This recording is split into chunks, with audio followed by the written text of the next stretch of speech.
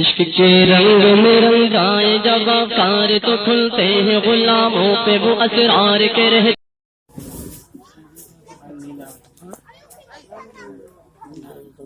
الحمد للہ الذی وحدہ والصلاة والسلام علی من لا نبی بعدہ. اما بعد، اعوذ باللہ من الشیطان الرجیم. بسم اللہ الرحمن الرحیم. اہدنا الصراط المستقیم صراط الذین انعمت علیہم غیر المغضوب علیہم ولا الضالین.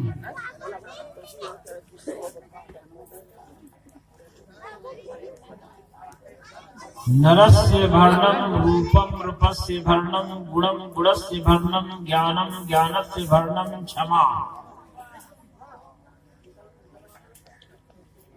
چھڑسا کڑس سچیو ودیا مرت چ چنتیت چھڑ تیاگو کتو ودیا کڑ تیاگو کتو دھنم. شمع اسرائیل ادونی الہیم ادونی اعد.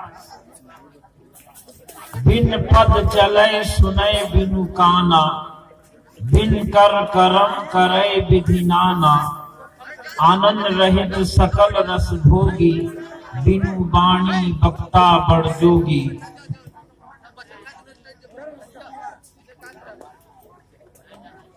دیر سے نور یوں چلا کہ حرم تک پہنچا. بہت شاعر لوگ آپ کو کہہ رہے تھے سبحان اللہ کہیے، تو وہ ذرا کھولیے. سبحان اللہ کہنے سے کیا ملے گا آپ کو؟ اللہ کا پاک نام ہے سبحان. پیچھے تعلیم پیچھے والوں کو جو بھائی منتشر ہے پیچھے طرف جو تعلیم بتا رہے ہیں وہ خاموش ہو جائے. اسٹیج پہ جو ہے تشریف لے آ رہا ہے.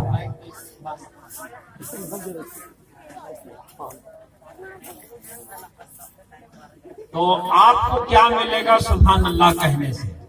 ایک بار اچھا کہیے سبحان اللہ. سبحان اللہ کہنے سے کیا ملتا ہے؟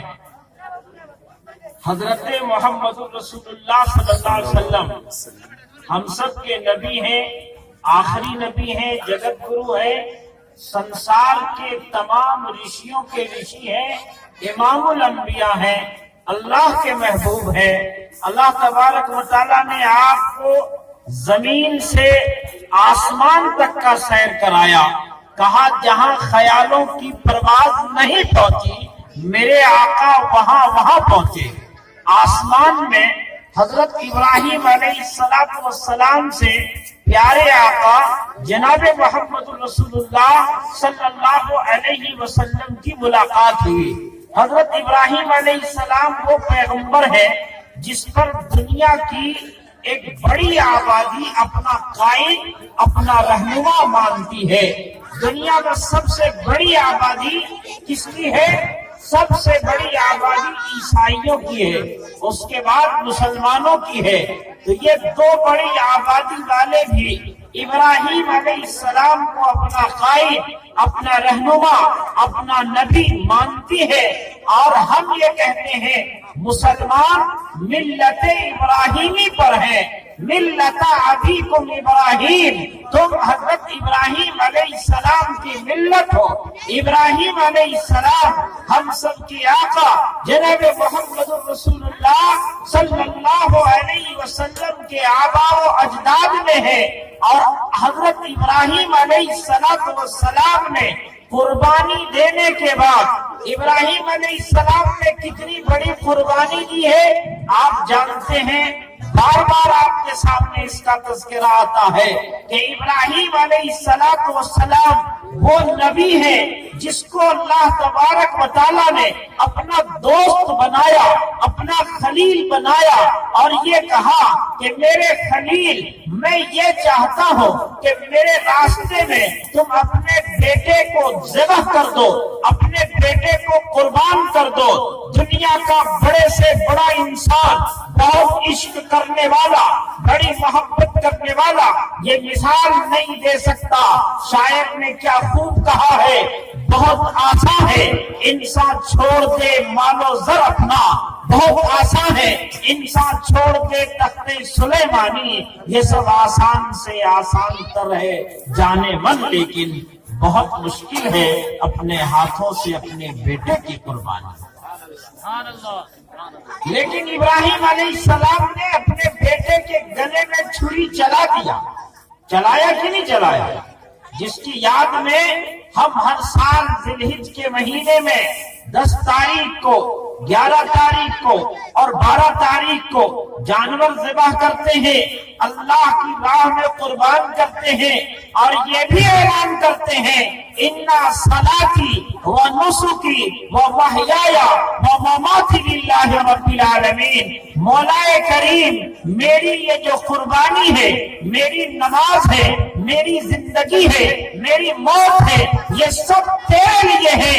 آج تو نے حکم دیا جانور ذبح کرنے کے لیے، ہم کل اگر ضرورت پڑی اور جس طریقے سے تیرے خلیل نے اپنے بیٹے کی گردن پر چھری چلائی تھی، ہم مسلمان اپنے قلب و جگر میں وہ ایمان رکھتے ہیں کہ دین کے لیے، اللہ کے لیے، اس کے رسول کے لیے، قرآن کے لیے، ایمان کے لیے یہ جان دینے کی ضرورت پڑے تو ہم بھی اعلان کر دیں گے جان دی ہوئی تو اسی کی ہے، حق تو یہ ہے کہ حق ادا نہ ہوا۔